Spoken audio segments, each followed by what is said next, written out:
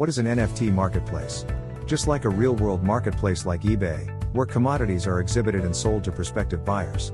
A similar concept exists in an NFT marketplace, where the display, minting, and purchase of items are recorded on the blockchain. A large number of collectibles and digital art pieces are exhibited in an NFT marketplace. These platforms display the token creators, current owners, the prices sold for, and the various owners of an NFT throughout its history.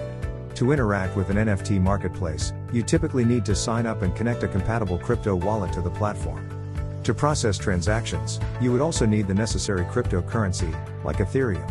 Usually, NFTs are purchased for a fixed price, and sometimes through an auction.